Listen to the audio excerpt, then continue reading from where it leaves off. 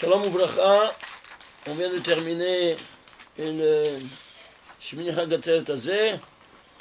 On a été Khatan Torah, Baruch Hashem, et ceci nous oblige maintenant, depuis que mon maître est parti, lui il était tout le temps Khatan Torah, il me faisait à moi Khatan Bereshit.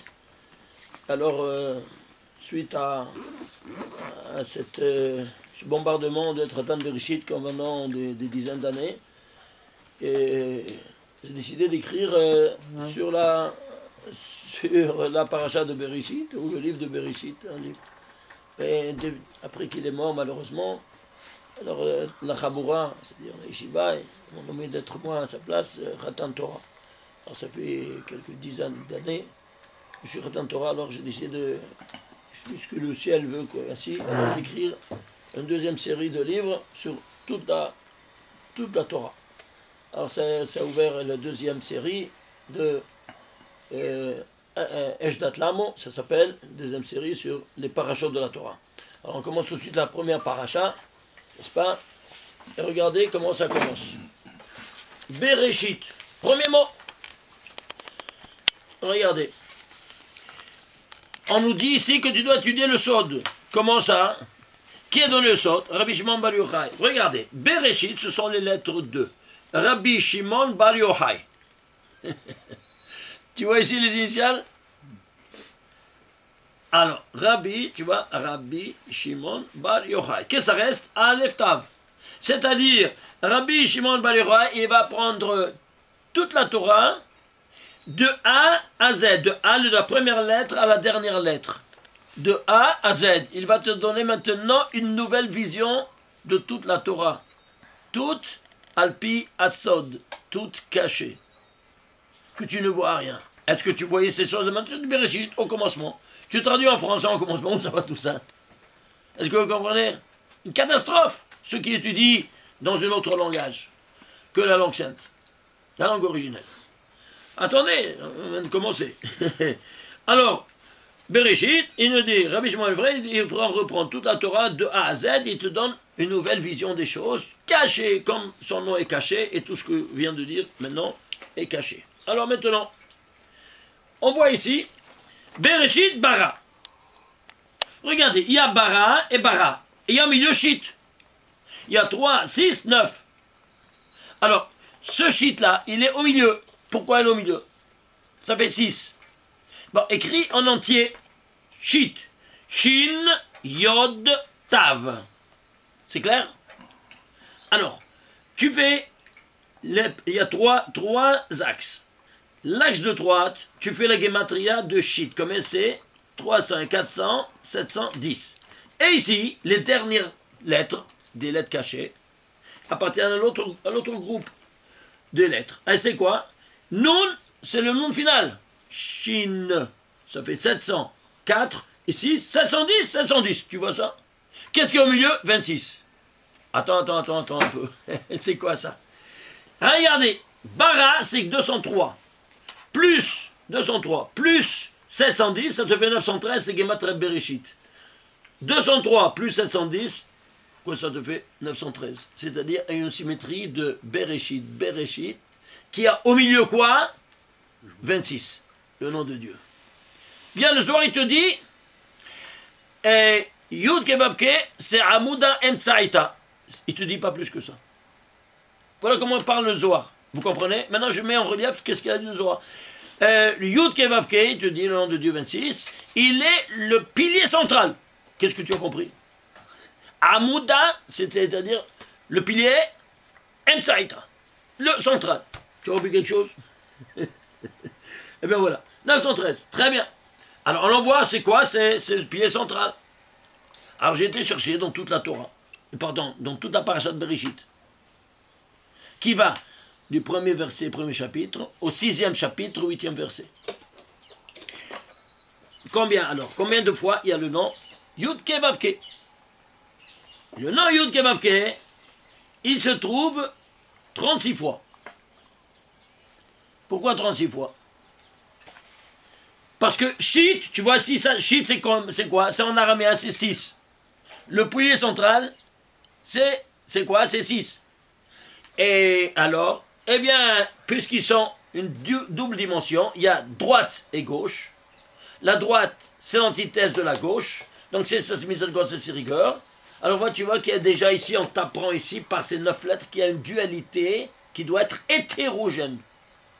C'est là, ce bara, il est à part. Ce bara, il est accompagné de Zushit. Alors il y a une hétérogène, donc le monde est régi sur une dualité hétérogène qui va s'épanouir en 6 étapes. Alors, voyons un peu. Une dualité bara et bara, il y a une dualité qui va s'épanouir ensuite en 6 étapes temporelles. Alors tu fais 2 par 2 par 2 par 2 par 2 par 2. 2 fois 2, 4 fois 2, 8 fois 2, 16 fois 2, 32 fois 2, 64. Gematria Adam Chava. Le nom de nos 2 parents. Tu vois ça? Et qui va les animer? Le nom de Dieu 26. Alors il y aura 36. C'est pour ça qu'il y a 6 de version masculine, 6 de version féminine. Alors, multipliez-vous. 6 fois 6, 36. Très bien. Et combien de fois caché? Alors, tu vas coder. Il y a, suivez-moi, il y a 2000, regardez ici, 2000, où c'est ça? Voilà. Pardon, excusez-moi. Alors, il y a 1284 fois, rayon incident, Yud Kevav Ke. Et 1150 fois Kevav Ke Yud, à l'envers. On ne voit pas avec codé. Ton doigt. Je mets ici voilà. Alors, pourquoi 1283? Parce que c'est 12 fois 107. Vous vous souvenez, 107, c'est quoi? C'est la Malchut. 12, pourquoi? Parce que le nom de Dieu, Yud Kevav Ke, il a 12 permutations différentes. Alors, toutes les 12 permutations qui vont animer la Malchut. 107. Et c'est quoi à l'envers? Kevav Ke Yud, 1150. C'est quoi? Eh bien, c'est 50 fois 23. Ishtabar Shemo. 50, c'est quoi? C'est les portes de la Bina, c'est la maman. Qui va, elle, engendrer l'homme avec tout son patrimoine génétique qui est renfermé dans 23 paires de chromosomes.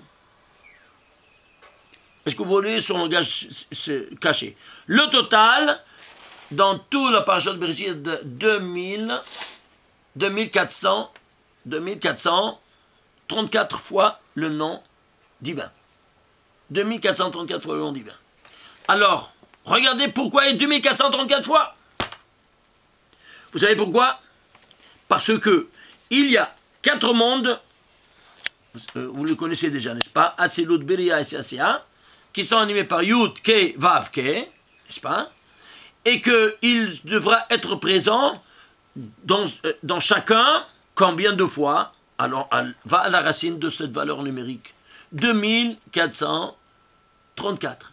Il se décompose en 2 fois 1217. 1217, c'est quoi? 1217, c'est un nombre premier. Lequel? Le 200e nombre premier. C'est-à-dire, 2 fois 200 nombre premier, ça te fait combien? 400. 400 quoi? Eh bien, 400. 400 nombre premier qui exprime la présence de miséricorde dans les 4 mondes. C'est-à-dire, dans chaque monde, 100, 100, 100, 100. Et pourquoi? Parce que dans le monde de l'impureté, il y a la même mesure, la présence de l'impureté, dont représente l'ange de la mort, qui s'appelle Samer même, qui vaut 100. Il n'a pas plus que ça, il n'a pas plus que force que ça. Alors, il est présent dans les 4 mondes, ça te fait 100 plus 100 par 4, ça fait 400. Ces 400 noms divins de miséricorde viennent neutraliser ces 400 présences de rigueur dans le monde de l'impureté. Regardez comment tout est calculé dès le départ, en clé de Kabbalah, que personne ne voit, tout est camouflé de la manière la plus spectaculaire. Il faut faire une filigrane, un scanner de toute la paracha. Pour essayer de chercher, et tu dévoiles combien il y en a? 2400. Alors 2434 fois. Et ce 2494, en se décomposant, ça fait 400 nombres premiers. C'est le contrepoids de ces 400 forces du mal. C'est pour ça que quand il agit, l'ange de la mort, eh bien le premier juif qui est mort, qui c'est?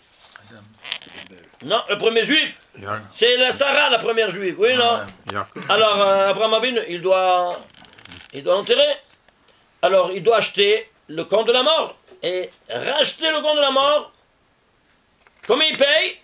400 shekels kesef, 400 cycles d'argent. Oui ou non? À qui?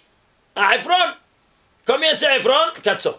Le patron même, il te démontre, il te dévoile qu'il est le patron de ces 400 forces du mal. Tiens, fous le compte ici.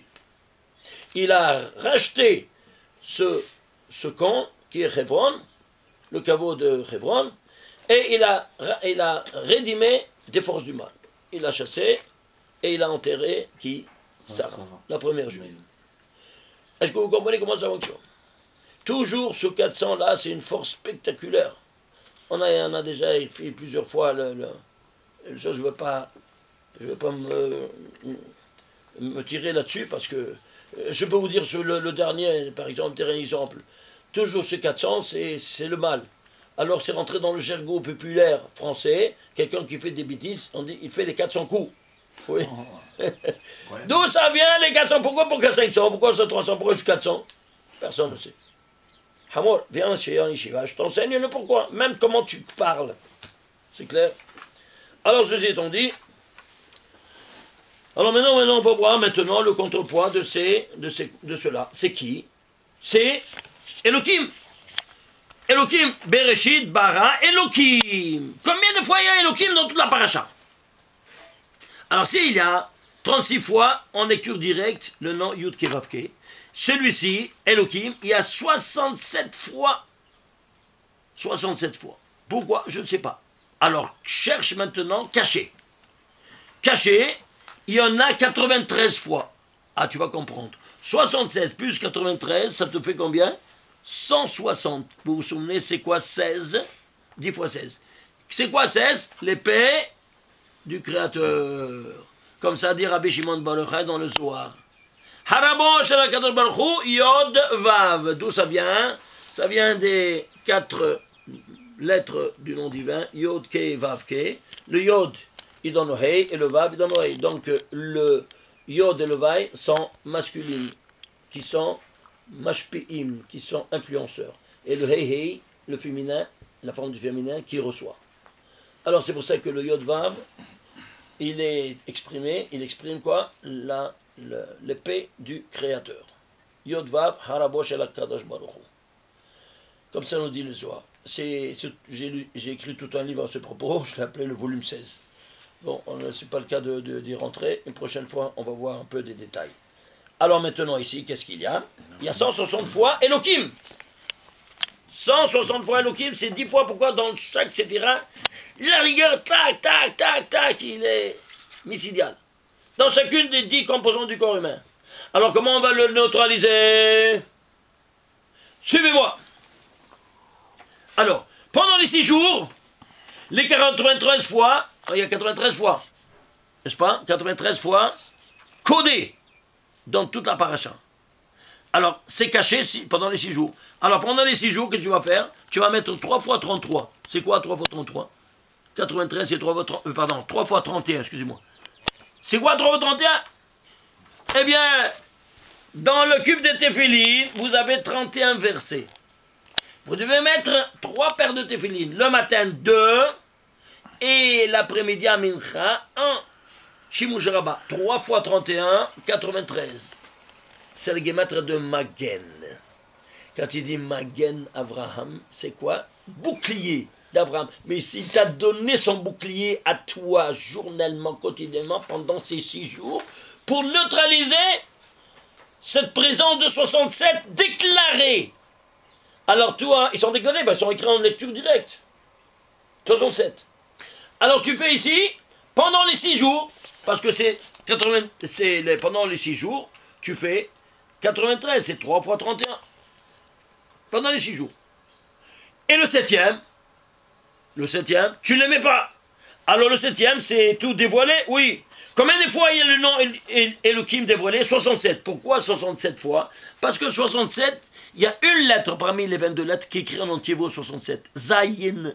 Zayin, Yod, non, 67. Et c'est quoi Zayin? 7. Le 7e jour, qu'est-ce que tu vas? Tu vas sanctifier le Shabbat sans les dévelines. Et pourquoi? Parce que la Torah nous dit, tu dois avoir 2 Edim qui témoignent que tu es avec moi.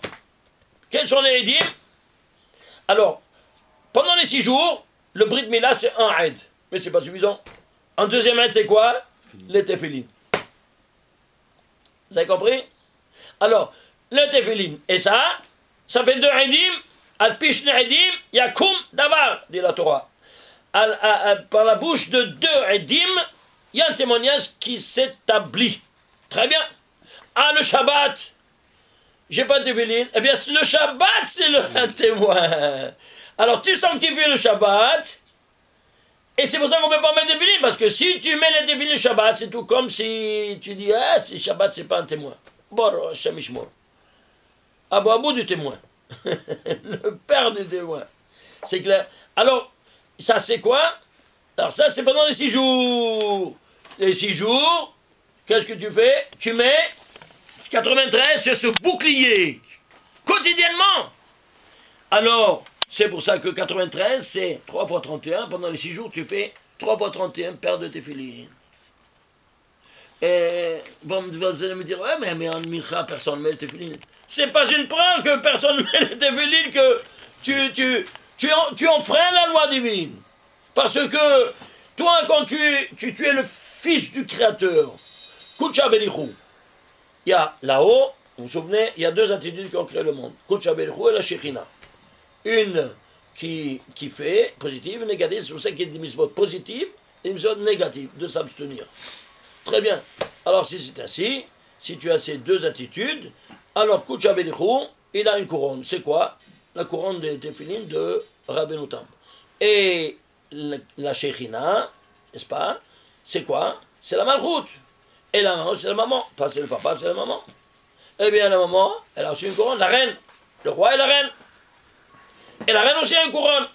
Qu'est-ce que la couronne de la reine? Rashi. Alors, puisque ta femme ne met pas les téfilines, elle est exonérée de la mise des téfilines, alors c'est toi qui dois le mettre à sa place. Et pourquoi on doit les mettre ensemble? Parce que le papa et la maman, ils sont inséparables là-haut, ainsi ils sont inséparables également ici en bas. Ainsi là, tu les mets. Et si tu les mets séparés comme font nos frères Ashkenazim, eh bien tu causes un get bailionim, c'est-à-dire tu les sépares. Tu n'as pas le droit de les séparer. Ils sont ensemble. J'apporte 70 preuves de la Torah qui doivent être ensemble. Dans le livre que c'est sur les téfilines, volume 21. Alors, de quoi vous parlez? Ah, mais comment c'est possible que les Ashkenazim... Parce que c'est pas leur faute. Le Zohar n'est pas arrivé en Europe. Il est arrivé seulement, il a été dévoilé ici en Galilée. En l'an 1190, vers la fin de la vie du Rambam. Alors, de quoi vous plaignez? Ça, ne faites pas une mea culpa. Il n'était pas au courant. Mais maintenant, il y a un mea culpa, oui. Pourquoi? Parce que maintenant, ils sont tous... Hein, tu as tout, chacun il a le Zohar. Tu ne peux plus te permettre de dire « Ah, je ne savais pas ». C'est clair. Alors, ceci étant dit, toi, quand tu te présentes devant ton Créateur matin, eh bien, tu es mon fils, oui, bon, tu es le prince. Alors, où est ta couronne? Alors, tu mets les couronnes. Et l'après-midi, quand tu mets Mincha, tu te présentes devant moi. Mais tu es toujours mon prince, mon fils ou pas? Alors, où est ta couronne? Qu'est-ce que tu vas dire? Qu'est-ce que tu vas dire? Voilà, tu vois ici, là, une tombe. Il faut se présenter, même devant à l'après-midi, même avec elle. Ça s'appelle Shimusha Rabba, la 3e paire. Elle est une seule paire. Il y a 31 versets. 31, 31, et le 3e, 31, Aminha. Pourquoi? Parce que c'est les 2 ensemble, Mourin et Abavim ensemble, où tu as ici seulement les parachas de Rashi et pas de Rabbeinu Tam. Pourquoi? Seulement très élevé. Il est vide, sa place est vide, parce qu'il est sorti de l'baït, de la maison, pour aller déclarer guerre totale à ces gros de Toum'a qui s'avancent au coucher du soleil pour faire les dégâts dans le monde. C'est leur domaine, le monde des ténèbres. Alors, afin que tu puisses passer la nuit en toute tranquillité, tu dois mettre cette téfilines. Alors, c'est pour ça que lui, il est parti dehors de la maison, en laissant sa femme à la maison, c'est pas une soldatesse. Et lui, il va combattre toutes ces gros de Toum'a. Mais dès que vient le coucher du soleil, tu enlèves immédiatement les téfilines, tu n'as pas le droit 1 minute d'avoir les paires des téfilines sur ta tête. Parce que sinon, tu donnes de l'oxygène, n'est-ce pas, à tous ces cochons de Touma. Tu rentres dans leur domaine, tu leur donnes à eux cette mitzvah, elle devient une avera. Soit le talit, soit les tefillin. Faites attention. Allez voir de chaque Kavanot comme il tremblait. Le Harizal, on lui disait, mais non, mais tout de suite, il jetait sur les épaules le talit, on lui vite le tefillin. Pourquoi sur les épaules? Parce que si tu as le talit sur les épaules, c'est comme si tu n'avais pas le talit. De là, les gens qui lancent les talits sur les épaules, et ils ne savent pas, qu'est-ce qui est plus important chez toi, le corps ou la tête, franchement? Vous comprenez? Ouais, voilà, c'est tout à l'envers. Alors il faut mettre le talit sur la tête. Ceci étant dit, on a compris maintenant comment c'est cette répartition de 67 en lecture de Elohim seront neutralisés par quoi? Par le Shabbat. En lecture directe, parce que le Shabbat c'est lecture directe, c'est dévoilé. Et par le quoi? 67 c'est Zayn. C'est-à-dire Zayn c'est quoi? 7, le 7e jour. Et les 93 codés, c'est quoi? Pendant les 6 jours. Mais quoi? C'est 3 fois 31. Et pendant les 6 jours, c'est caché. La dimension profane, elle est cachée. C'est pour ça qu'elle fait des ravages dans le monde de façon toute cachée. C'est clair? Voilà. Ceci étant dit, on voit ici les choses les plus élémentaires qu'on vient de vous dire sur la dimension du premier mot du Bereshit, comment il renferme, et il renferme jusqu'à la fin de la paracha de Bereshit. Combien de fois il y a le nom de Dieu?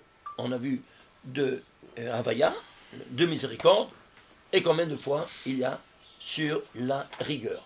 Faisons, pour terminer, quoi donc? Regardez ici, on va prendre ici la différence. Alors, tu vas faire 26 fois 2434. Combien de capital tu as? 63 284. Et 160 fois 86, c'est 13 760. La différence, c'est 49 524 qu'il y a de miséricorde sur la rigueur. C'est quoi 49 524? Tu le décomposes, c'est 2 en puissance 2 par 3 par 4127, pardon.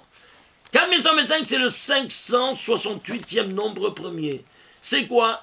Eh bien, 568, ce n'est que 2 en puissance 3 par 71. 61, c'est le 21e nombre premier. 3 fois 7, n'est-ce pas? Ça fait 21. Et puis, alors, le 3, c'est la base. 7, c'est 5e nombre. Et 5, c'est 4. 4, c'est 2 en puissance 2. Tu fais là combien des fois? Il y a 2 en puissance 7 par 3 en puissance 2. C'est quoi? C'est 4 fois 288. Ishtabach Shemo. C'est quoi? Les 288 étincelles de sainteté qui sont restées après la faute d'Adam Arishon dans la première paracha. Et pourquoi 4? Parce qu'il y a 4 mondes de provenance. 288, 288, 288, ça fait 4 fois 288 dans chacun des mondes. On doit maintenant relever ces 288 étincelles de sainteté dans les 4 mondes. Ces 288, c'est quoi? C'est 4 fois 72. C'est-à-dire, dans chacun, il a de nouveau tous les 4 en ADN.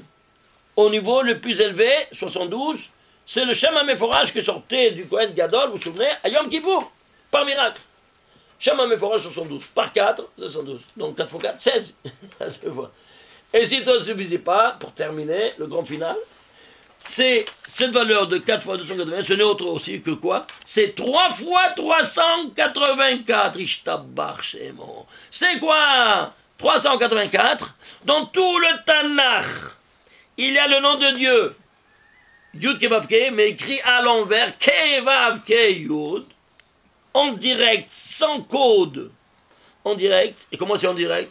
Ben, il y a 3 lettres dans un mot et le Yod dans un deuxième mot. Donc il y a ce mot d'intervalle. Il faut enlever les intervalles. Parce que nous dit Rabbi Shimon Bar Yochai que toute la Torah, c'est Shema Kadisha Achat. Toute la Torah est un seul nom divin. Ah, ça veut dire quoi? Tu dois enlever tous les intervalles? Voilà comment il nous parle. Alors maintenant, on a tous les intervalles. Alors, de scanner, voir combien de fois Ekeva et Keyut. Il y a 324 fois dans tout le Tanakh. 1 196 921 lettres. Il y a seulement 384. Pourquoi 324? Vous voyez, c'est quoi la Shechina? À l'envers, c'est la Malchut.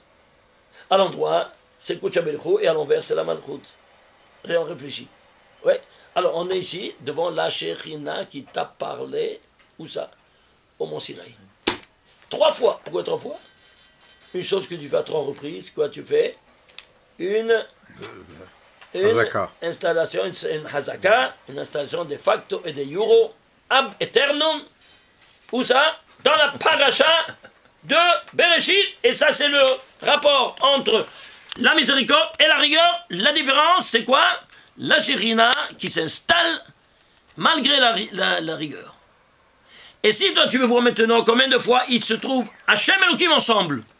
Je termine. Il y a tellement de choses, c'est ce que je vous dis. Je dis, combien de fois il y a Hachem et Elohim maintenant? Ah, si c'est Hachem et Elohim, il y a, dans toute la paracha, 20 fois. Qu'est-ce que c'est Hachem Elohim?